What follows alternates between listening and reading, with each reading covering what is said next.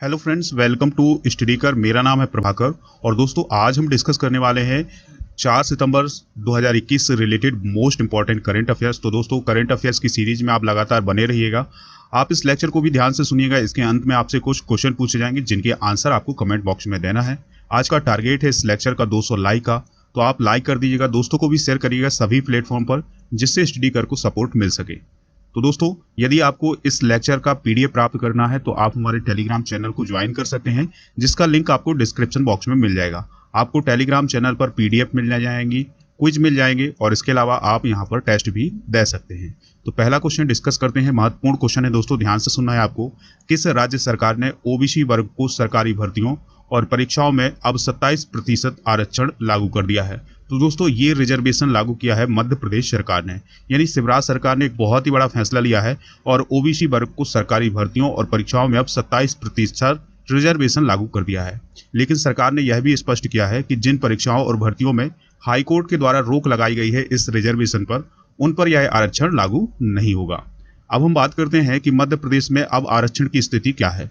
तो अनुसूचित जनजाति को 20% आरक्षण है, अनुसूचित जाति को 16% आरक्षण है, अन्य पिछड़ा वर्ग को 27% हो गया है दोस्तों। इसके पहले 14% था, लेकिन अब कितने प्रतिशत हो गया है? 27%।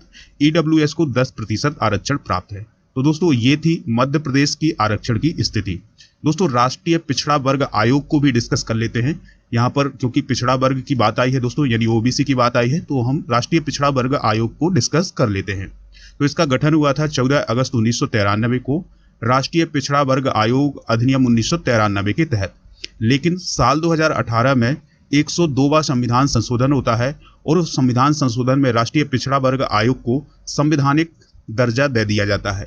यानी दोस्तों राष्ट्रीय पिछड़ा वर्ग आयोग को एक संवैधानिक संस्था बना दिया जाता है और ये लागू किया जाता है दोस्तों 11 अक्टूबर 2018 को। बात करते हैं कि राष्ट्रीय पिछड़ा वर्ग आयोग का हेडक्वार्टर कहाँ है। तो राष्ट्रीय पिछड़ा वर्ग आयोग का हेडक्वार्टर है नई दिल्ली में। और दोस्तों इसकी संरचना यानी इसका स्ट्रक्चर कैसा होता है? तो इसमें एक अध्यक्ष होता है, एक उपाध्यक्ष होता है और इसके 3 सदस्य होते हैं। इसकी नियुक्ति किसके द्वारा की जाती है? तो दोस्तों जो इसकी नियुक्ति मतलब जो इसके सदस्य होते हैं, जो अध्यक्ष होते हैं, तो इसकी नियुक्ति की जाती है राष्ट्रपति के द्वारा। इसका कार्यकाल होता है 3 साल का और अगर इसके अध्यक्ष को इस्तीफा देना हो तो वो किसको देगा? राष्ट्रपति को देगा और राष्ट्रपति इसके अध्यक्ष को पद से हटा भी सकता है। दोस्तों राष्ट्रीय पिछड़ा वर्ग आयोग की शक्तियां क्या हैं, यानी इसके कार्य क्या हैं? तो इससे सिविल न्यायालय के समान अधिकार प्राप्त हैं, यानी जिस प्रकार से सिविल न्यायालय काम करता है उस प्रकार से यह काम कर सकता है। इसके अलावा संवैधानिक और अन्य कानूनों के तहत पिछड़ा वर्ग को जो संरक्षण दिया गया है उसकी जांच करना और उसकी निगरानी करना राष्ट्रीय पिछड़ा वर्ग आयोग का काम होता है। इसका दोस्तों अगला काम है पिछड़े वर्गों को प्राप्त अधिकारों के उल्लंघन की विशिष्ट शिकायतों की जांच करना। यानी कहीं भी अगर पिछड़ा वर्ग को जो अधिकार दिए गए हैं उनका उल्लंघन होता है तो उनकी शिकायतों की जांच करना किसका काम होता है? राष्ट्रीय पिछड़ा वर्ग आयोग का। इसके अलावा पिछड़े वर्गों के सामाजिक और आर्थिक विकास के संबंध में केंद्र सरकार को सलाह देना भी किसका काम होता है? राष्ट्रीय पिछड़ा वर्ग आयोग को। दोस्तों राष्ट्रीय पिछड़ा वर्ग आयोग के पहले अध्यक्ष कौन थे? तो ध्यान से सुनिएगा, इनका नाम न्यायमूर्ति RN प्रसाद राष्ट्रीय पिछड़ा वर्ग आयोग के पहले अध्यक्ष थे। वर्तमान में कौन है अध्यक्ष इसके? भगवान लाल साहनी, जिनको 2018 में राष्ट्रीय पिछड़ा वर्ग आयोग का अध्यक्ष बनाया गया था।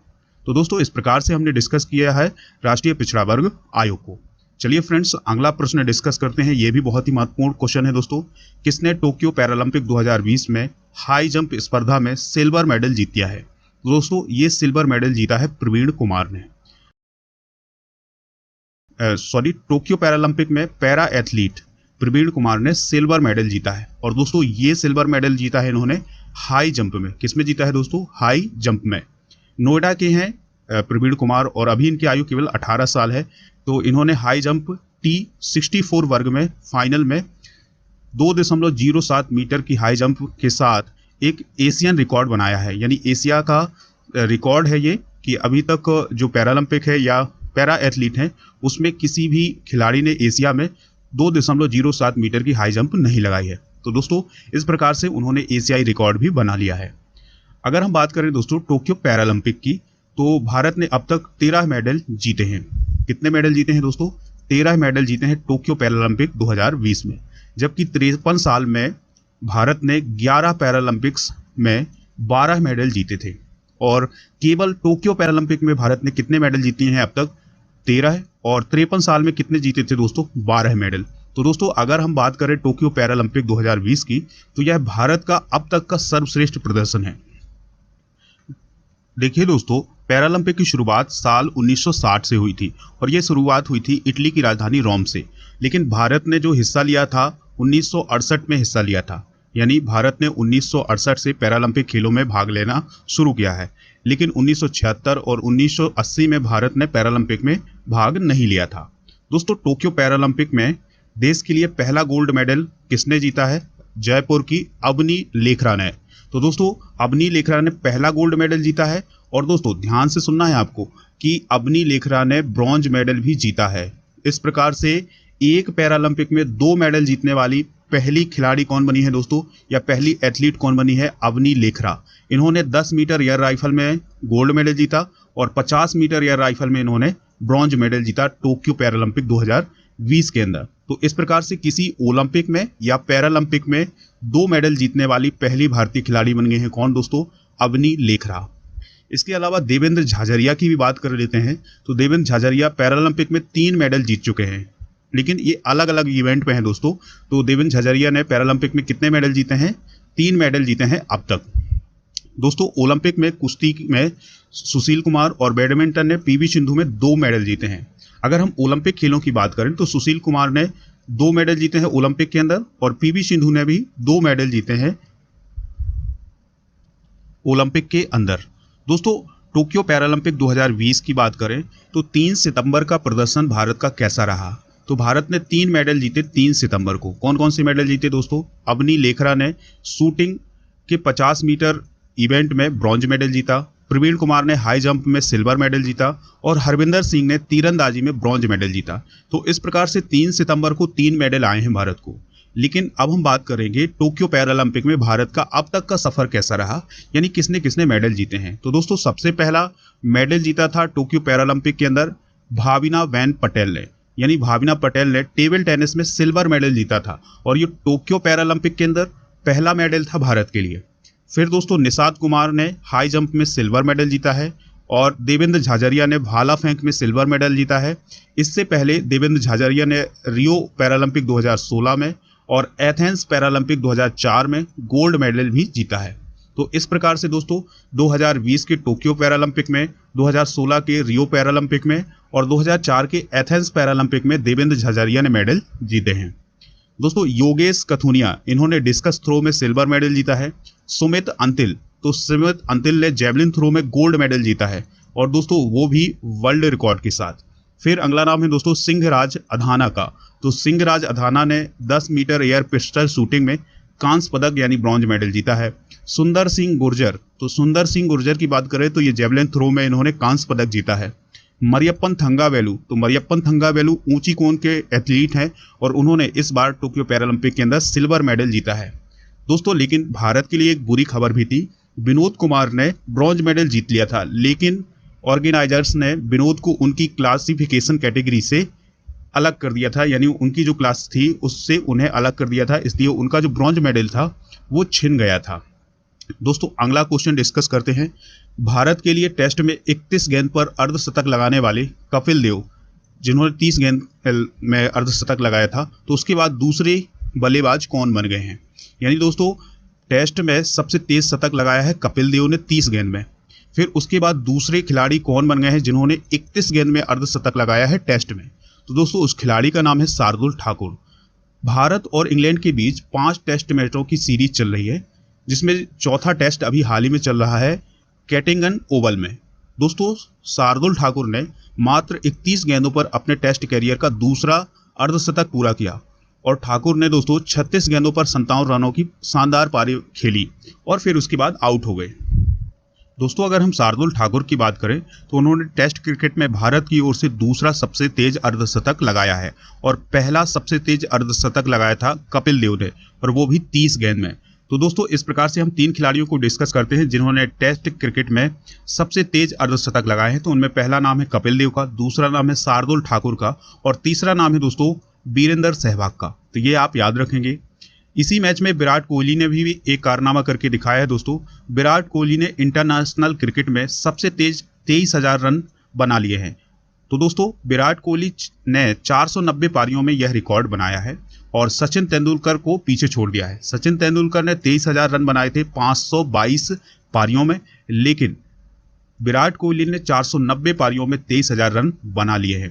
दोस्तों विराट कोहली अंतर्राष्ट्रीय क्रिकेट में 23,000 रन बनाने वाले भारत के तीसरे बल्लेबाज हैं और दुनिया के 7वें बल्लेबाज हैं। अगला क्वेश्चन है दोस्तों, इंपॉर्टेंट क्वेश्चन है, ध्यान से सुनिएगा।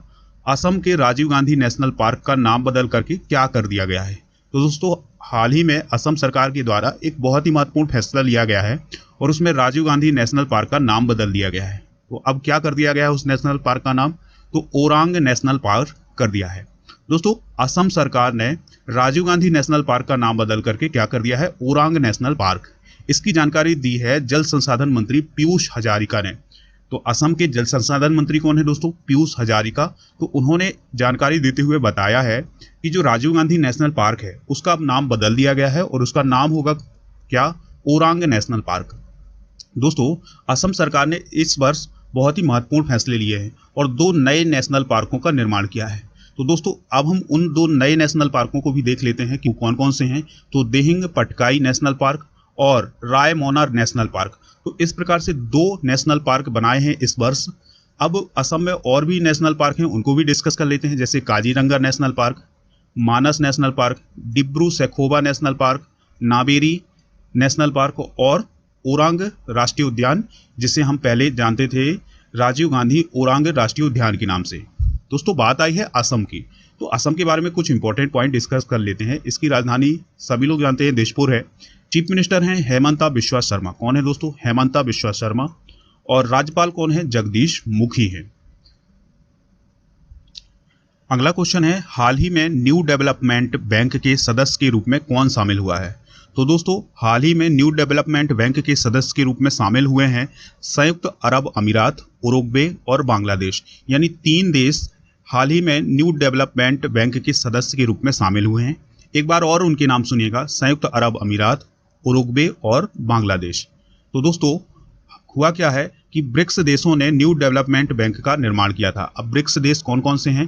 तो दोस्तों ब्रिक्स में है ब्राजील, रसिया, इंडिया, चाइना और साउथ अफ्रीका। तो इन देशों ने न्यू डेवलपमेंट बैंक का निर्माण किया था और न्यू डेवलपमेंट बैंक में पहले यही 5 सदस्य हुआ करते थे, लेकिन न्यू डेवलपमेंट की एक विस्तार योजना है जिसके तहत संयुक्त अरब अमीरात, उरुग्वे और बांग्लादेश को भी शामिल इसमें कर लिया है।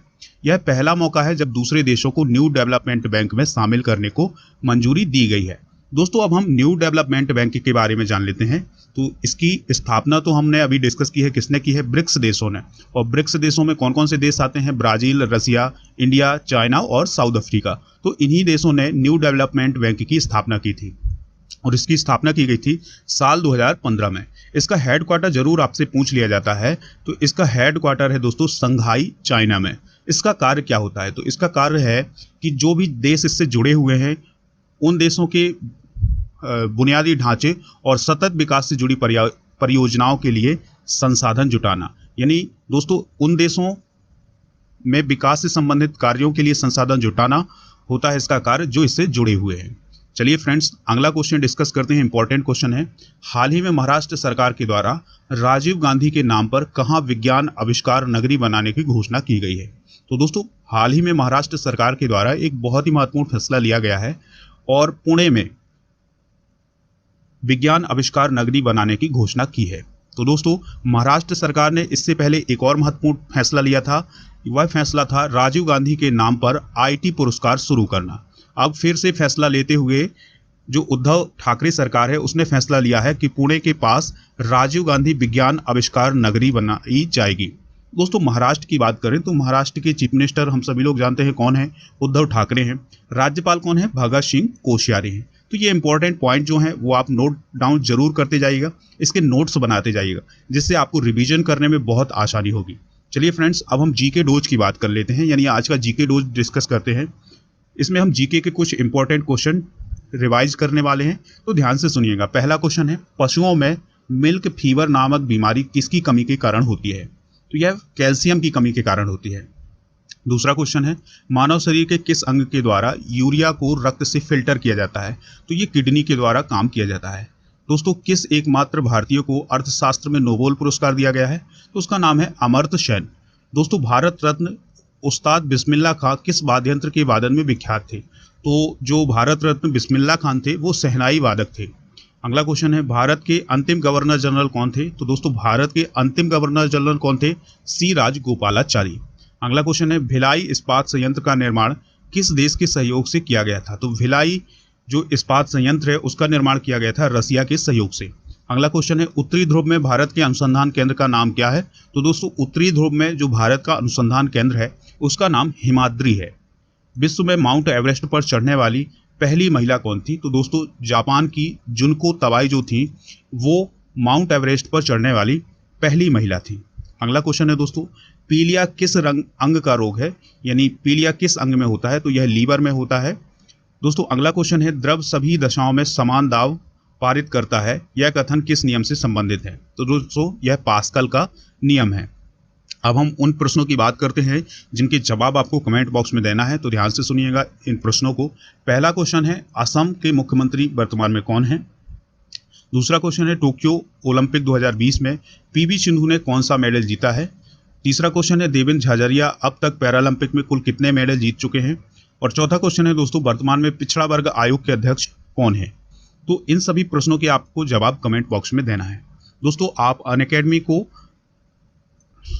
आप अनअकैडमी पर राजा गुप्ता को फॉलो कर सकते हैं, जहां पर आपको उनकी स्पेशल क्लासेस मिल जाएंगी। इसके अलावा लाइव क्लासेस मिलेंगी, और राजा गुप्ता के माध्यम से अगर आप कोई भी कोर्स परचेज करना चाहते हैं अनअकैडमी का, तो उसके लिए आपको एक रेफरल कोड यूज करना होगा, और वो रेफरल कोड है राजा नंबर 1। आप हमें खबरी ऐप पर भी फॉलो कर सकते हैं, यानी स्टडी कर को आप खबरी ऐप पर फॉलो कर लीजिएगा, जहां पर आपको मोस्ट इंपॉर्टेंट ऑडियो लेक्चर मिल जाएंगे। तो दोस्तों, इस प्रकार अगर आप खबरी ऐप पर मॉडर्न इंडियन हिस्ट्री का ऑडियो कोर्स परचेज करना चाहते हैं बहुत ही कम कीमत पर, तो आप उसको भी परचेज कर सकते हैं। उसका भी लिंक आपको डिस्क्रिप्शन बॉक्स में दिया गया है। तो चलिए फ्रेंड्स, चलते हैं, मिलते हैं नेक्स्ट लेक्चर में। तब तक के लिए जय हिंद। आप इस लेक्चर को लाइक कर दीजिएगा और दोस्तों को शेयर करना बिल्कुल ना भूलिएगा।